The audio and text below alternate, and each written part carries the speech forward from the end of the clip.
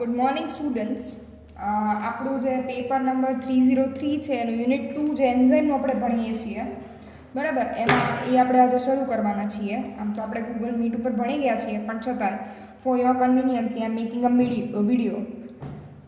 Okay, so at first we have to know what is an enzyme. બરાબર, enzyme શું છે? તો કે chemical reaction in biological system. બરાબર, chemical reaction in biological system rarely occur in the absence of a catalyst. These catalysts are specific protein called enzyme. બરાબર, શું કહેવા માંગે છે? જો કેમિકલ રિએક્શન જે થતી હોય ક્યાં, તો કે બાયોલોજિકલ સિસ્ટમમાં. ઇન બાયોલોજિકલ સિસ્ટમ, આ કમ્પલસરી પાકી કરવાની છે તમારે લોકોએ. બરાબર, definition. Chemical reaction in biological system rarely occurs, ક્યારેક જ થાય, in the absence of catalyst. In the absence of catalyst. This catalyst are specific proteins called enzyme. બરાબર, બાયોલોજિકલ સિસ્ટમમાં જે કાંઈ પણ કેમિકલ રિએક્શન થતી હોય એ કેટાલિસ્ટના એબ્સન્સમાં ક્યારેક જ થાય, રેરલી અકર્સ. અને આ કેટાલિસ્ટ શું છે? તો કે this catalyst are specific proteins called enzyme. This is what definition. હવે જોઈએ આપણે પ્રોપર્ટીઝ. તો એમાં અત્યારે હું થોડુંક ફાસ્ટ જાઉં છું, કારણ કે ઓલરેડી આપણે ગૂગલ મીટ ઉપર ભણી ગયા છીએ. બરાબર, એમાં પહેલું આપણે શું જોઈએ છે કે remain unaltered in the end. Remain unaltered in the end. Alter થયું એટલે એનું જે સ્વરૂપ હોય એ ચેન્જ કરી નાખવું, પણ અનઓલ્ટર્ડ, આ લોકો ચેન્જ થતા નથી. બરાબર, તો one of the primary characteristic of enzyme is their emergence from a reaction or a set of reaction in an unaltered state. State એટલે અવસ્થા. બરાબર, આપણને કેવા સ્ટેટમાં પાછા મળે છે? તો કે અનઓલ્ટર્ડ સ્ટેટમાં પાછા મળે છે. This enzyme May now enter into another reaction. This enzyme May now enter into another reaction. આના જે એન્ઝાઇમ જે યુઝ થયા હોય એ તમને પાછા તમે બીજા રિએક્શનમાં તમે યુઝ કરી શકો. Another reaction with another substrate of same type. બરાબર, સેમ ટાઈપના સબસ્ટ્રેટ હોય. જો કોઈ એક એન્ઝાઇમ એકવાર વપરાઈ ગયો, બરાબર, સપોઝ આ એન્ઝાઇમ છે, એકવાર શું થઈ ગયો, યુઝ થઈ ગયો. બરાબર, સેમ ટાઈપના સબસ્ટ્રેટમાં આવો અનઓલ્ટર્ડ થયેલો એન્ઝાઇમ તમે ફરીથી યુઝ કરી શકો અને પ્રોડક્ટ મેળવી શકો. બરાબર, એટલે એવું કહે છે કે એ લોકો ઘણી ઇન્ડિવિડ્યુઅલ રિએક્શનમાં પાર્ટિસિપેટ કરી શકે, અને એટલે જ છે કહેવાના છે અનઅફેક્ટેડ રહે છે. અને અનઅફેક્ટેડ રહે છે એટલે જ તે રિએક્શનનો રેટ કેવો કરે છે? એક્સેલરેટ કરે છે, વધારી શકે છે. બરાબર, રિએક્શનનો રેટ શું કરી શકે? વધારી શકે. બીજું શું કહે છે? તો કે બીજું એવું કહે છે કે required in small quantities. Quantity કેવી છે? સ્મોલ ક્વોન્ટિટીમાં વપરાય. બરાબર, કે ભાઈ enzyme present in the cell small quantities because they require in very small concentration. ઓછા કોન્સન્ટ્રેશનમાં છે કારણ કે ઓછા કોન્સન્ટ્રેશનમાં વપરાવાના છે રિએક્શન કરવા માટે. બરાબર, અને એમાં આપણે જોયું હતું ટર્નઓવર નંબર જોયા હતા. બરાબર, કે ટર્નઓવર નંબર શું છે? તો કે turnover number is the number of moles of substrate. કેટલા સબસ્ટ્રેટ છે એ 1 મિનિટની અંદર એન્ઝાઇમની મદદથી પ્રોડક્ટમાં ફરે છે, એને શું કહેવાય? એના ટર્નઓવર નંબર કહેવાય. બરાબર, જો since enzyme is reused only in small quantity of an individual enzyme is required. બરાબર, ઓછી ક્વોન્ટિટીમાં એટલે છે કારણ કે અનઓલ્ટર્ડ રહે છે. બરાબર, એટલે ઓછા. પેલું આપણે એનું પેલી પ્રોપર્ટી શું જોઈએ? કે remain unaltered in the and. બરાબર, એટલે છેલ્લે પાછા મળી જતા હોય તો સેલમાં કાંઈ ઘણા બધા બનવાની જરૂર નથી. એનો એ બીજી રિએક્શનમાં યુઝ કરી શકાય. સમજાય છે? સેલમાં કાંઈ ઘણા બધા બનવાની જરૂર નથી. બરાબર, કે આનો આ એન્ઝાઇમ હોય, આનો આ એન્ઝાઇમ, આ કોઈ સેલ છે, બરાબર, એમાં એન્ઝાઇમ છે તો એ કોઈ એક રિએક્શનમાં વપરાય છે. બરાબર, તો પછી બીજી રિએક્શન કરવા માટે કાંઈ નવા એન્ઝાઇમની જરૂર નથી. સેમ ટાઈપની બીજી રિએક્શન કરવા માટે નવા એન્ઝાઇમની જરૂર નથી. અને એટલે જ કેવી? તો કે સ્મોલ ક્વોન્ટિટીઝમાં હોય, કારણ કે આનો આ એન્ઝાઇમ તમે ફરીવાર યુઝ કરી શકો. બરાબર, અને શું કહે છે કે એટલે એ લોકો કેવી ક્વોન્ટિટીમાં વપરાય? તો કે સ્મોલ ક્વોન્ટિટીમાં વપરાય. અને શું કહે છે કે it has been estimated that a single enzyme can act upon highest number of substrate. કેટલા? તો 6 લાખ મોલેક્યુલ પર મિનિટ. અને આ વેલ્યુને શું કહેવાય? Turnover number. શું કહેવાય કે એક એન્ઝાઇમ છે એ કેટલા, તો કે 6 lakhs ઓફ મોલેક્યુલ્સ છે, સબસ્ટ્રેટ મોલેક્યુલ.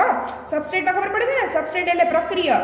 એની સાથે શું જોડાય, તો કે એન્ઝાઇમ આવે એટલે બને શું, તો કે એન્ઝાઇમ સબસ્ટ્રેટ કોમ્પ્લેક્સ. આ એક કોમન ફોર્મ્યુલા છે. તમે જ્યારે એન્ઝાઇમ ભણતા હો ત્યારે તમને આ ખબર હોવી જોઈએ. અને બને શું, તમને એન્ઝાઇમ પ્લસ પ્રોડક્ટ, એન્ઝાઇમ તમને તમારો પાછો મળી જાય.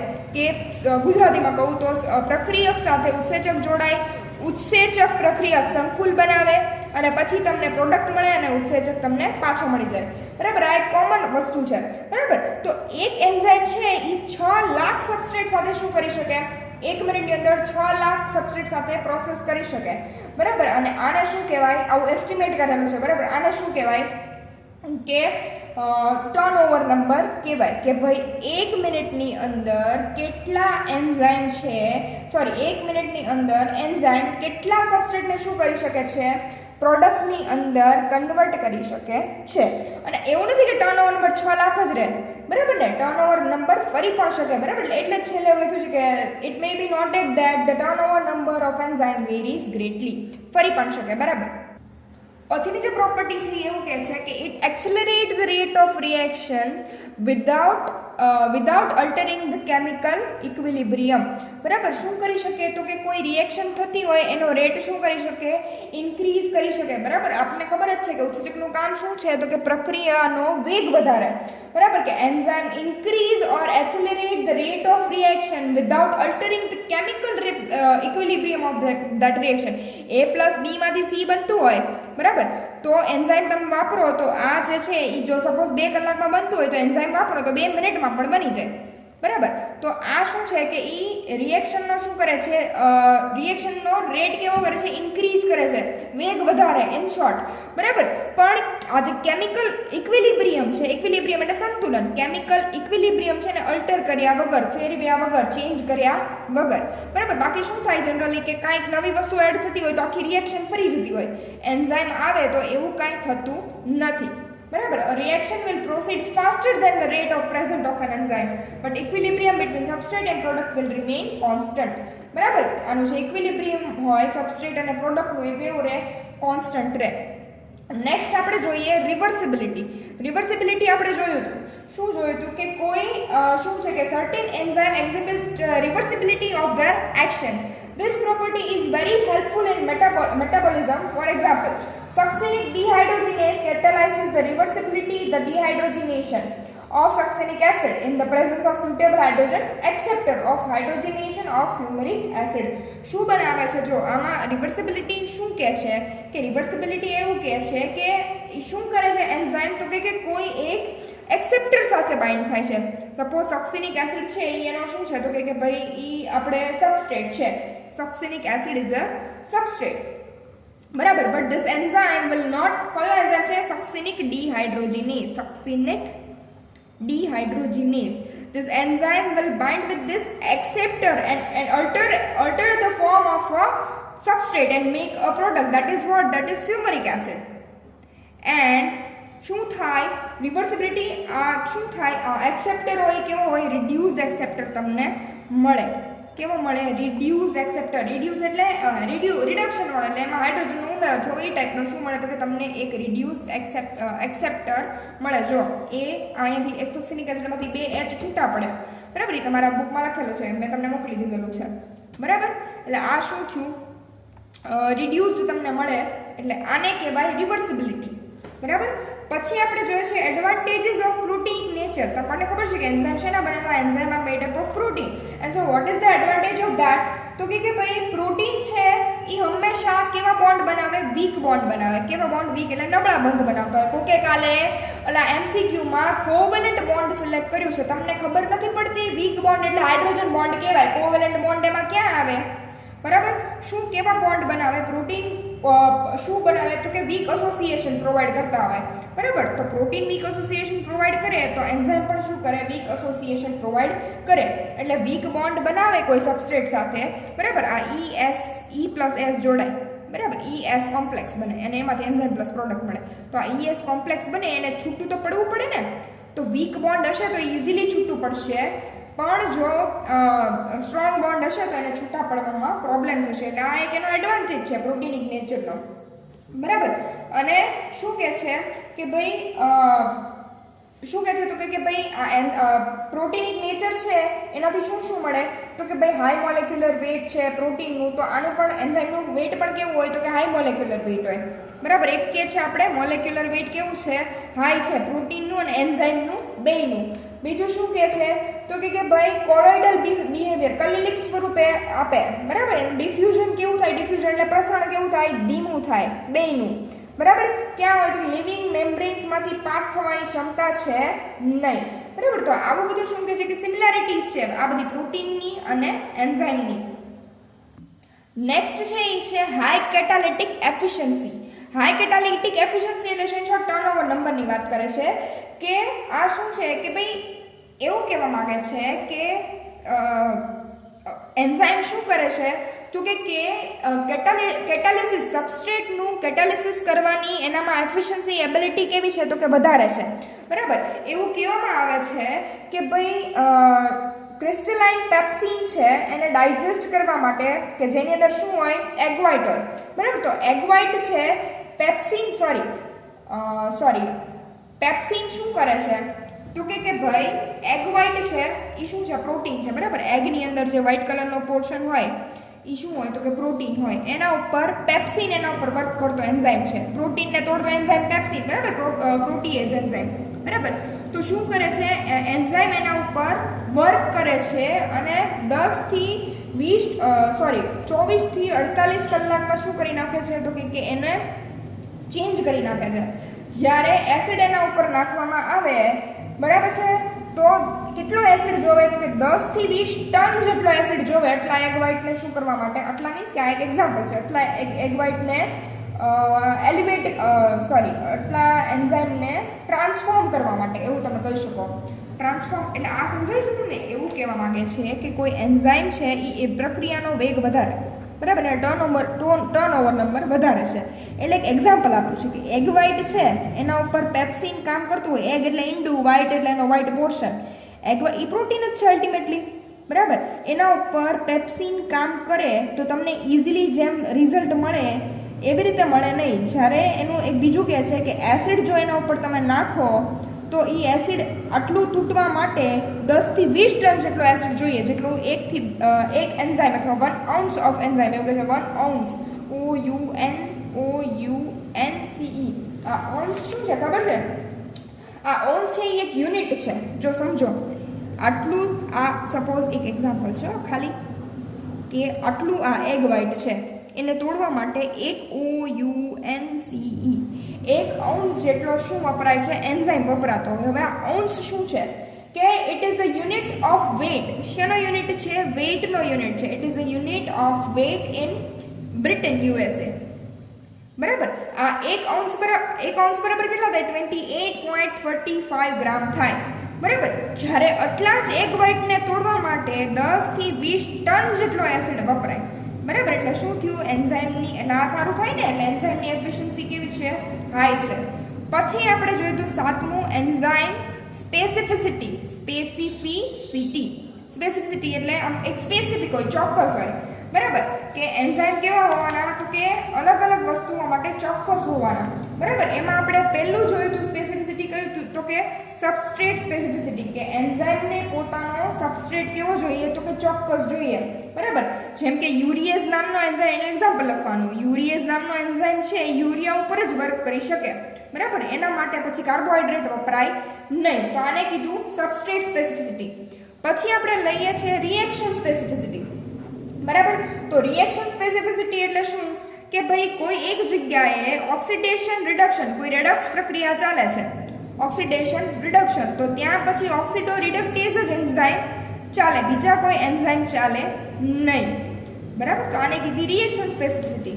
પછી આપણે જોઈતી ગ્રુપ સ્પેસિફિસિટી, કે ભાઈ ગ્રુપ સ્પેસિફિસિટી એટલે શું કે કોઈ ફંક્શનલ ગ્રુપ હોય, ક્રિયાશીલ ગ્રુપ, તો એના માટેના એન્ઝાઇમ પણ કેવા હોવાના, સ્પેસિફિક હોવાના.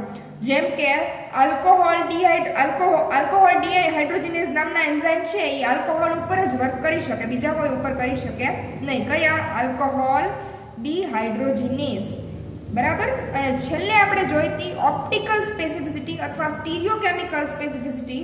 બરાબર, એમાં શું આવતું હતું કે કોઈ ડીએલ ફોર્મ હોય, બરાબર, આપણે જે ખબર છે ડેક્સ્ટ્રો અને લીવો મેં તમને ભણાવી દીધું છે કે કોઈ ડીએલ ફોર્મ હોય તો એના માટેના એન્ઝાઇમ પણ કેવા હોવાના, સ્પેસિફિક હોવાના, જેને આપણે આઇસોમરેઝ પણ કહી શકીએ, આઇસોમરેઝ.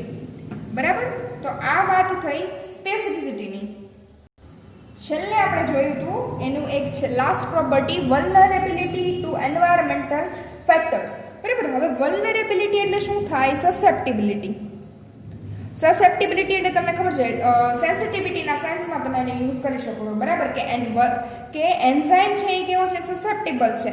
કોના માટે? તો કે એન્વાયરમેન્ટના ફેક્ટર, પીએચ છે, ટેમ્પરેચર છે, એના માટે એન્ઝાઇમને શું છે? સસેપ્ટિબિલિટી, સેન્સિટિવિટી છે. પીએચમાં ફેરફાર થાય તો એન્ઝાઇમમાં પણ ફેરફાર થાય, તો ટેમ્પરેચરમાં ફેરફાર થાય તો એન્ઝાઇમ પણ ડીનેચર થવાની એની ક્ષમતા વધારે છે, કારણ કે એન્ઝાઇમ પ્રોટીનના બનેલા છે અને પ્રોટીન છે એ હાઈ ટેમ્પરેચર ઉપર કેવા થઈ જાય? ડીનેચર થઈ જાય. એન્ઝાઇમ પ્રોટીનના બનેલા છે અને હાઈ ટેમ્પરેચર ઉપર કેવા થઈ જાય? ડીનેચર થઈ જાય. બરાબર, તો એવી જ રીતે અમુક એન્ઝાઇમને એની ચોક્કસ પીએચ જોઈએ કે ઈ પીએચ ઉપર જ તે શું કરી શકે? વર્ક કરી શકે. જેમ કે આપણા બોડીની જ વાત કરીએ તો એસિડિક પીએચ હોય તો આપણે એન્ઝાઇમ વર્ક કરે, એવું છે ને? બરાબર, તો આને શું કહેવાય? વલ્નરેબિલિટી કહેવાય. કોનાથી? તો કે એન્વાયરમેન્ટના ફેક્ટર્સથી. એન્વાયરમેન્ટના ફેક્ટર્સથી કેવા છે એન્ઝાઇમ? તો કે વલ્નરેબલ છે, સેન્સિટિવ છે. અને હવે જોઈએ ક્લાસિફિકેશન ઓફ એન્ઝાઇમ. એન્ઝાઇમનું આપણે પહેલાં તો આપણે નોમેનક્લેચર, બરાબર, નોમેનક્લેચર એન્ડ ક્લેચર, નોમેનક્લેચર અને ક્લાસિફિકેશન, આવી બે વસ્તુ જોવાની છે. બરાબર, તો મેં તમને વાત કરી દીધી છે કે for a long time the normal practice has been to name an enzyme on the basis of the nature of reaction and the specific substrate involved. Example, maltase is an enzyme which hydrolyzed maltose. બરાબર, મેં તમને પહેલાં કીધું કે શું કીધું મેં તમને કે ભાઈ પહેલાં શું થતું હતું કે કોઈ સબસ્ટ્રેટ, નોમેનક્લેચર એટલે નામકરણ કેવી રીતે તમને એજ પ્રત્યે લાગે તો તમને ખબર જ છે. બરાબર, કે નામકરણ કેવી રીતે થતું હતું? તો કે કોઈ સબસ્ટ્રેટ ઉપરથી થતું હતું અથવા કેવી રીતે થતું હતું કે કોઈ રિએક્શન ઉપરથી થતું હતું. જેમ કે સબસ્ટ્રેટ ઉપરનું એક્ઝામ્પલ આપણે લઈએ તો માલ્ટેઝ. બરાબર, કે માલ્ટોઝ ઉપર વર્ક કરતો હોય એટલે એને શું કીધું? માલ્ટેઝ કીધું. એવી રીતે રિએક્શન ઉપરથી આપણે જોઈએ તો ગ્લુટામેટ ડિહાઇડ્રોજિનેઝ. જો ગ્લુટામેટ ડિહાઇડ્રોજિનેઝ. બરાબર, તો શું થવાનું છે? હાઇડ્રોજનનું ડી એટલે રિમૂવલ થવાનું છે. કોનામાંથી? ગ્લુટામેટમાંથી. એટલે આનું નામ શું પાડી દીધું? ગ્લુટામેટ ડિહાઇડ્રોજિનેઝ. માલ્ટોઝ ઉપર વર્ક કરવાનો છે એટલે આનું નામ શું પાડી દીધું? માલ્ટેઝ. તો આવી રીતે ખાલી સબસ્ટ્રેટ સ્પેસિફિક જ શું હતા? તો કે એન્ઝાઇમ હતા. બરાબર, સબસ્ટ્રેટ સ્પેસિફિક અથવા શું કહેવાય? રિએક્શન સ્પેસિફિક એન્ઝાઇમના નામ અપાતા હતા. પછી આઈયુબી, પછી કોણ આવ્યું? તો કે IUB, International Union of Biochemistry. International Union of બાયોકેમિસ્ટ્રીએ એન્ઝાઇમને 6 ક્લાસમાં ડિસ્ટ્રીબ્યુટ કર્યા. બરાબર, આ 6 ક્લાસ તો છે, બરાબર, પણ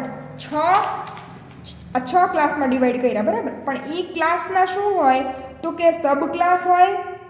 બરાબર, પછી એની અંદર પાછા સબ ક્લાસ હોય. એની અંદર શું હોય? શું કીધું? Subclasses and then individual enzyme. અને આનું આપણે એક એક્ઝામ્પલ જોયું હતું અને એને શું કહેવાય ખબર છે? કે સિમિલરલી શું કહે છે? In 1972 International Union of Biochemistry adopted a unique nomenclature. Adopted એટલે લીધું. શું? Unique nomenclature which not only retain trivial names. શું કીધા એને? ટ્રાઇવિયલ નેમ્સ કીધા. બરાબર, આપણે પેલા સાયન્ટિફિક નેમ કહીએ છીએ ને એવા ટાઈપનું, એમ હું નથી કહેતી સાયન્ટિફિક નેમ, એવા ટાઈપના શું કીધા એને? ટ્રાઇવિયલ્સ નેમ આપ્યા. બરાબર, એટલે એમાં શું હતું કે ભાઈ એન્ઝાઇમને ડિઝાઇન 4 નંબરમાં ડિઝાઇન કરવામાં આવતા હતા. જેમ કે EC 1.1.1.27 આવું કે. બરાબર, તો EC એટલે એન્ઝાઇમ ક્લાસિફિકેશન. શું થાય? Enzyme classification. એમાં આ એક ક્લાસ, આ એકડો છે એટલે સબ ક્લાસ, આ થાય સબ ક્લાસ અને આ થાય ઇન્ડિવિડ્યુઅલ એન્ઝાઇમ.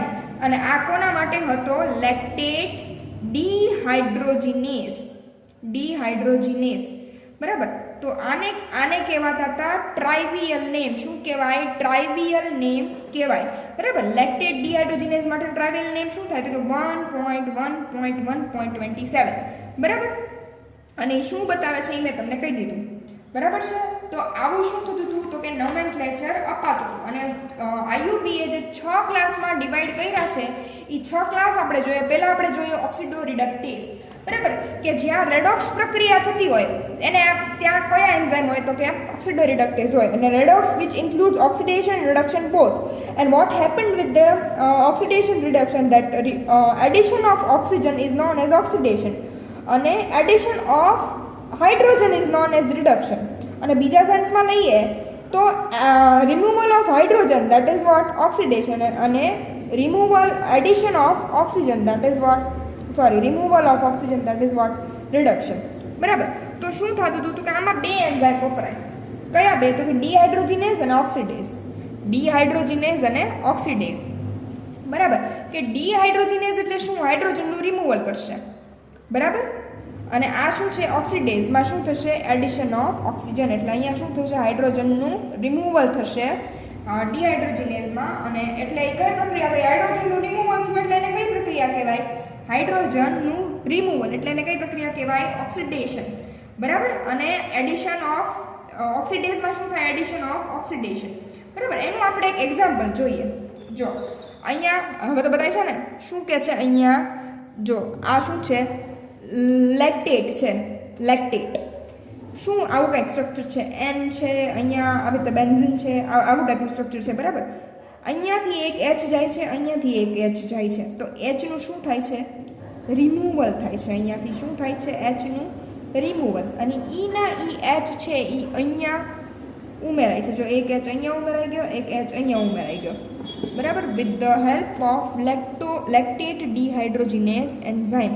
તો આ આખું રેડોક્સ પ્રક્રિયાનું એક્ઝામ્પલ થયું. અહીંથી એચ ગયો, અહીંયા એચ ઉમેરાણો એટલે અહીંયા કહેવાય ઓક્સિડેશન, અહીંયા કહેવાય reduction.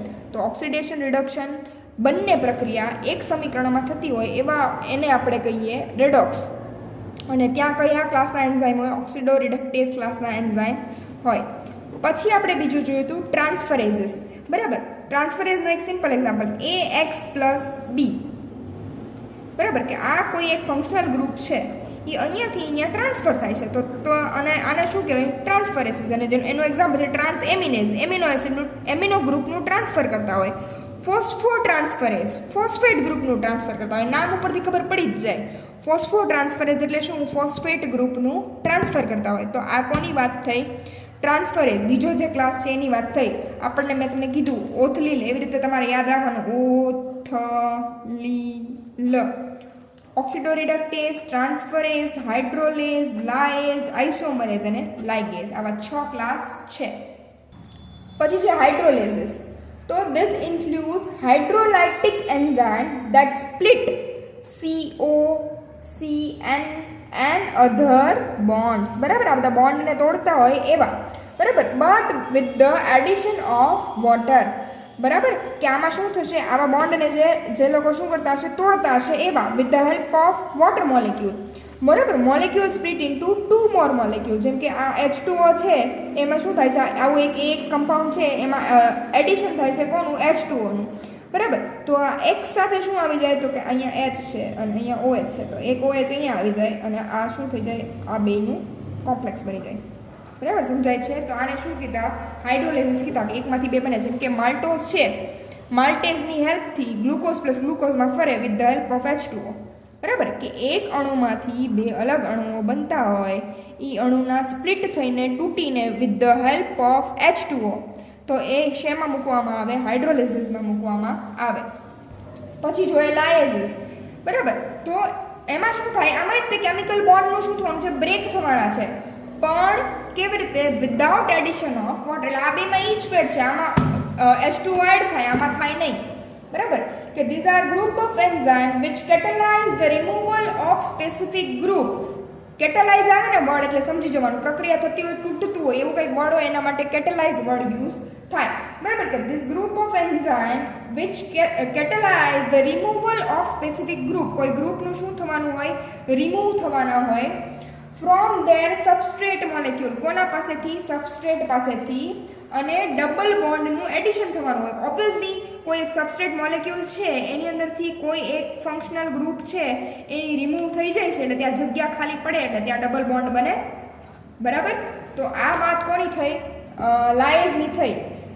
The same enzyme can add group to the double bond. બરાબર? એટલે એવું કહેવા માંગે છે, સમજો લાયઝ, સમજો લાયઝ શું કહે છે કે ભાઈ કોઈ એક સબસ્ટ્રેટ મોલેક્યુલ છે એની પાસે સપોઝ આ NH3 છે, એ શું છે? ફંક્શનલ ગ્રુપ છે, એમિનો ગ્રુપ. બરાબર? તો આ લાયઝ એન્ઝાઇમ પાસે જો without addition of H2O lyase enzyme પાસે આ ફંક્શનલ ગ્રુપને રિમૂવ કરવાની કેપેસિટી છે. તો જો આ ફંક્શનલ ગ્રુપ રિમૂવ થઈ જાય તો અહીંયાથી શું થાય? ડબલ બોન્ડ બની જાય, અહીંયાથી જગ્યા ખાલી પડે અને ડબલ બોન્ડ બની જાય. બરાબર?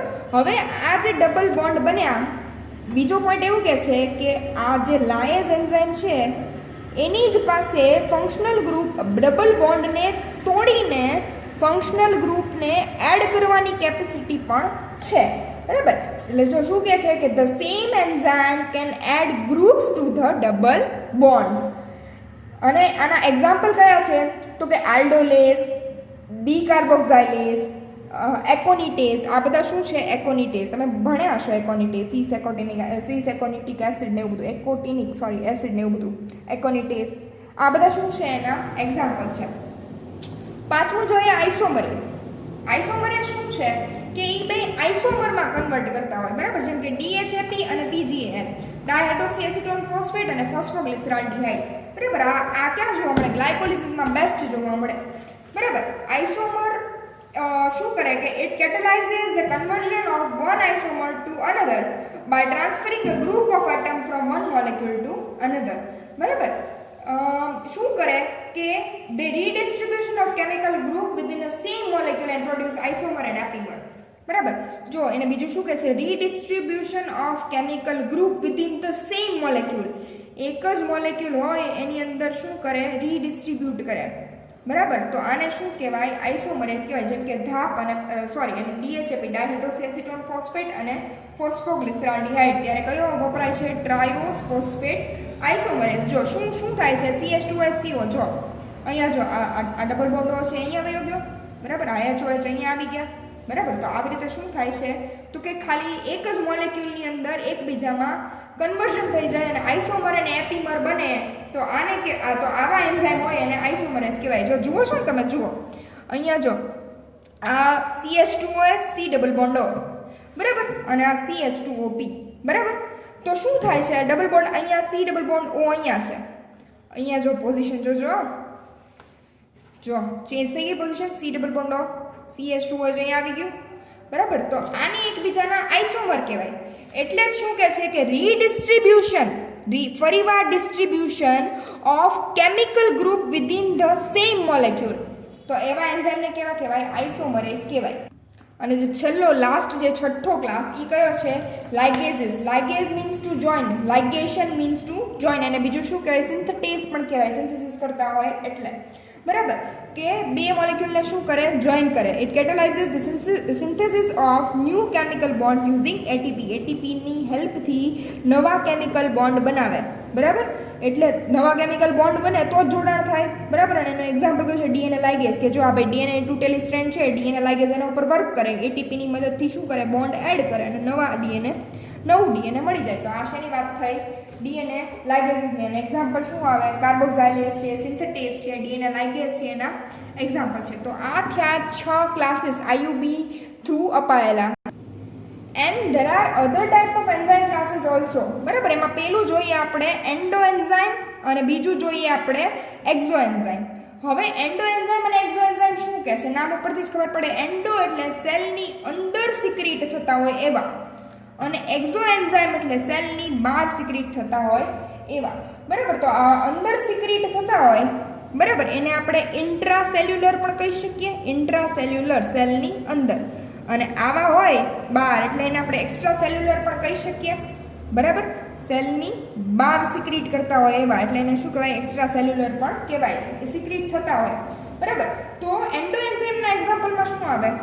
એન્ડો એન્ઝાઇમના કે બધા જ મેટાબોલિક એન્ઝાઇમ હોય. બરાબર? મેટાબોલિક એન્ઝાઇમનું એક એક્ઝામ્પલ લઈએ, સાઇટોક્રોમ સાયટોક્રોમ ઓક્સિડેઝ, બરાબર, ફોસ્ફાટેઝિસ, બરાબર. તો આ શું છે? બધા એન્ડો એન્ઝાઇમ છે કે સેલની અંદર ગ્લાયકોલિસિસ થાય તો એ સેલની અંદર થાય, બરાબર, કે ગ્લુકોઝમાંથી ગ્લુકોઝ 6 ફોસ્ફેટ બને, માંથી ફ્રુક્ટોઝ 6 ફોસ્ફેટ બને, બરાબર. તો અહીંયા જે એન્ઝાઇમ આવતા હોય ફોસ્ફાટેઝિસ છે, આઇસોમરેઝિસ છે, બરાબર, તો એ બધા એન્ઝાઇમ શું છે કે સેલની અંદર જ કામ કરવાના છે, અહીંયાથી જ સિક્રેટ થવાના છે, તો આને એન્ડો એન્ઝાઇમ કીધા, બરાબર. જ્યારે ડાયજેસ્ટિવ એન્ઝાઇમ છે જેમ કે એમાઇલેઝ, બરાબર, છે પાચન માટે વપરાતા હોય, એમાઇલેઝ છે, એમાઇલેઝ, લાઇપેઝ, બરાબર. આપણે ઓલી સેલની ઓલી જઠરની દિવાલ જોઈ હતી ઝૂલોજીમાં, તમને યાદ હોય કે એની અંદરના જે કોષો હોય પેપ્ટિક કોષો એ પેપ્સિનનો સ્ત્રાવ કરે, તો પેપ્ટિક કોષોએ પેપ્સિનનો સ્ત્રાવ બહાર કર્યો ને સ્ટમકની અંદર, જઠરની અંદર, તો ઈ કેવા થયા? એક્ઝો એન્ઝાઇમ થયા, સેલની બહાર સિક્રીશન થવાનું છે એટલે એને કેવા કીધા? એક્ઝો એન્ઝાઇમ કીધા, બરાબર. બીજા જે એન્ઝાઇમ છે, બીજા બે છે એ કયા છે? તો કે આ ખાસ સમજવા જેવું. કયા? તો કે સિમ્પલ એન્ઝાઇમ અને હોલો એન્ઝાઇમ.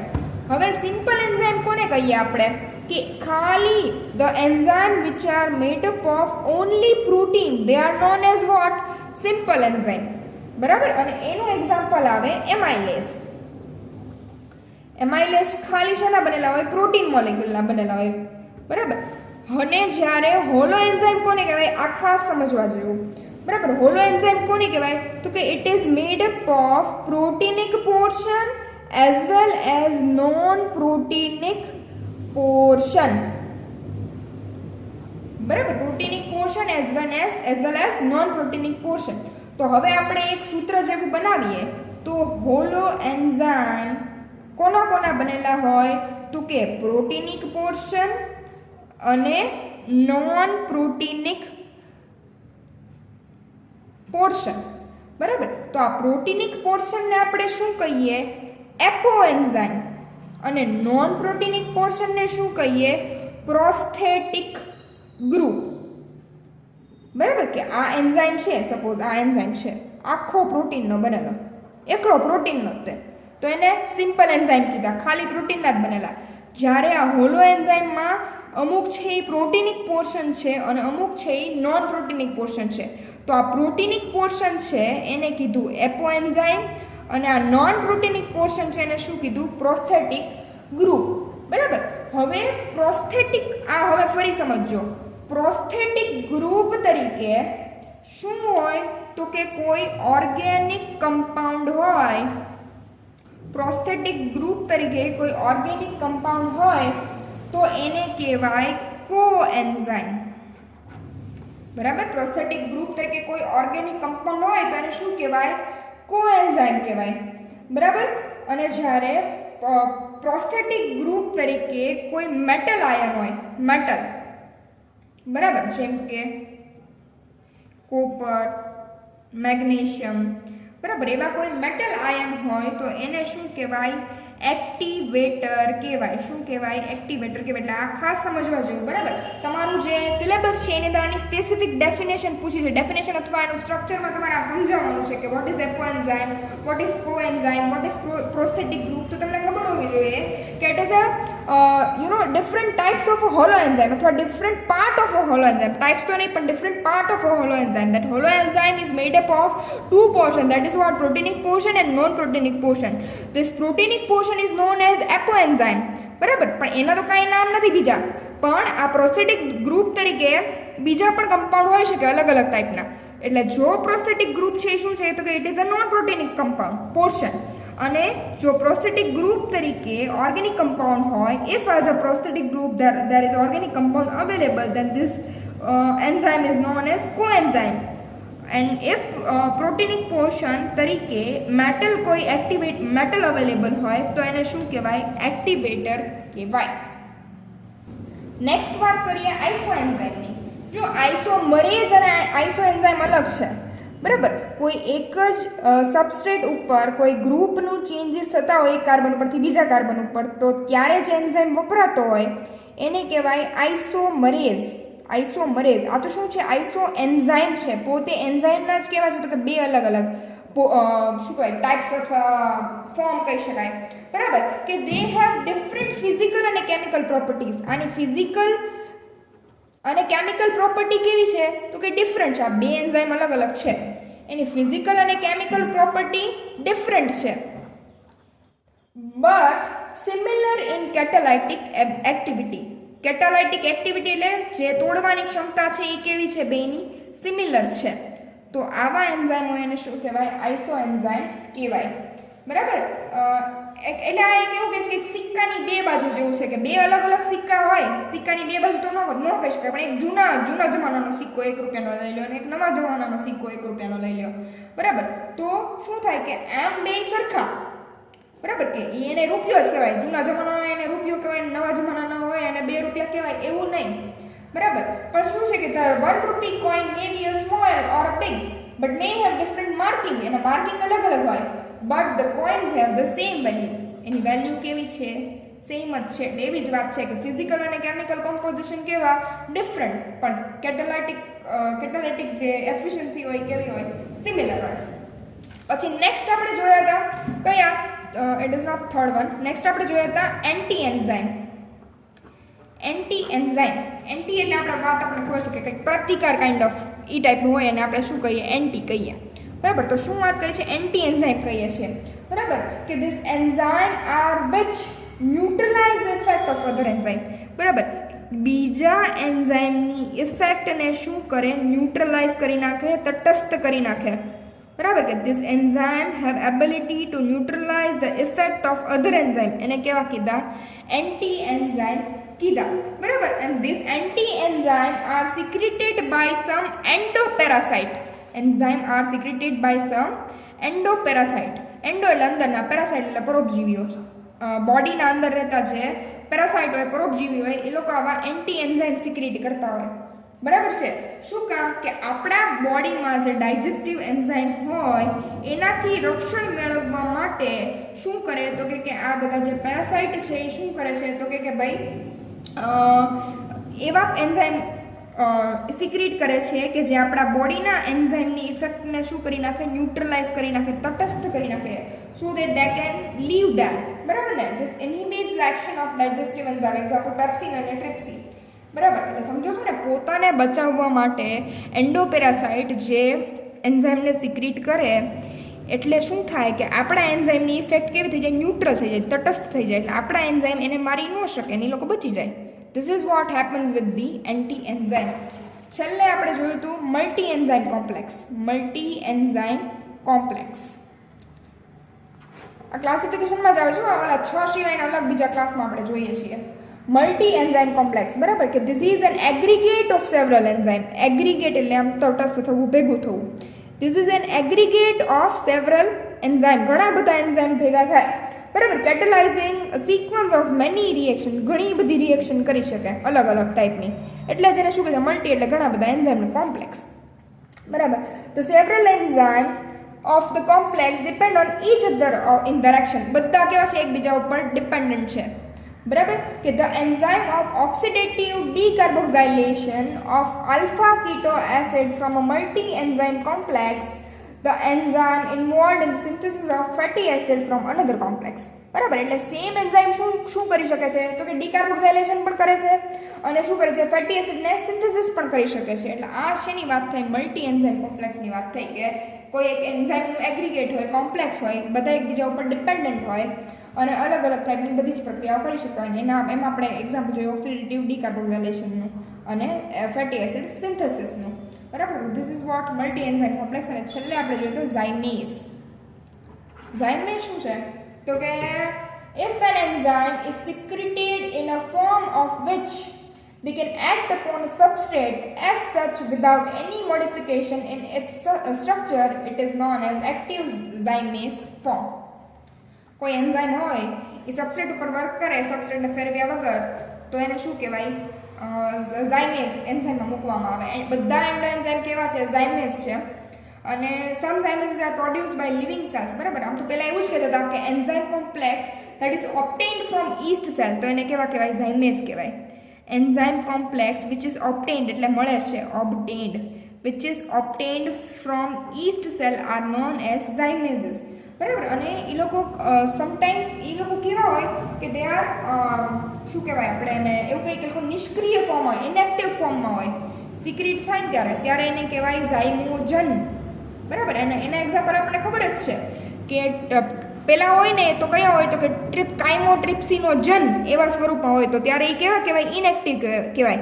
પછી કોઈ એસિડના કે કોઈ મેટલ એક્ટિવેટરના કોન્ટેક્ટમાં આવે ત્યારે લોકો એક્ટિવ થાય ને પછી લોકો શેમાં ફેરવાય તો કે કાઇમોટ્રિપ્સિનમાં ફેરવાય. પેલા પેપ્સિનોજન હોય પછી પેપ્સિનમાં ફેરવાય. એટલે આ વાત છે ઝાયમોજનની. બરાબર. બધા એન્ડોએન્ઝાઇમ જે છે એન્ડોએન્ઝાઇમ અથવા એક્ઝોએન્ઝાઇમ બરાબર એ શું છે તો કે ઝાયમેઝના એક્ઝામ્પલ છે અથવા enzyme complex that is obtained from yeast cell that are not zymogen. આપણે એન્ઝાઇમ જોઈએ આમાં એક રાઇબોઝાઇમ પણ હોય for your information. Ribozyme search it out. બરાબર. રાઇબોઝાઇમ શું છે તો આપણે જોઈએ ને પ્રોસ્થેટિક ગ્રુપ જોયા, હોલો એન્ઝાઇમ જોયા. હવે રાઇબોઝાઇમ એ તે સર્ચ કરજો રાઇબોઝાઇમ શું છે. બરાબર. કંઈક યુનિક વસ્તુ છે રાઇબોઝાઇમ. બરાબર. એટલે આપણે એન્ઝાઇમ એકલા પ્રોટીનના બનેલા જોયા, સિમ્પલ એન્ઝાઇમ. બરાબર. પછી આપણે શું જોયું તો કે હોલો એન્ઝાઇમ જોયા એટલે પ્રોટીન પ્લસ નોન પ્રોટીન. અને એવા આ ત્રીજા છે એ છે રાઇબોઝાઇમ. આરએનએના બનેલા હોય. રાઇબોઝાઇમ શેના બનેલા હોય? આરએનએના બનેલા. આઈએમપીઓ રાઇબોઝાઇમ એન્ઝાઇમ ભણતા હોય રાઇબોઝાઇમ ખબર હોવી જોઈએ. શેના બનેલા હોય? આરએનએના બનેલા હોય. So this is all for today. Google મીટમાં ભણ્યા છતાંય હું તમને આ બધું મોકલી દઉં છું યુટ્યુબ પર.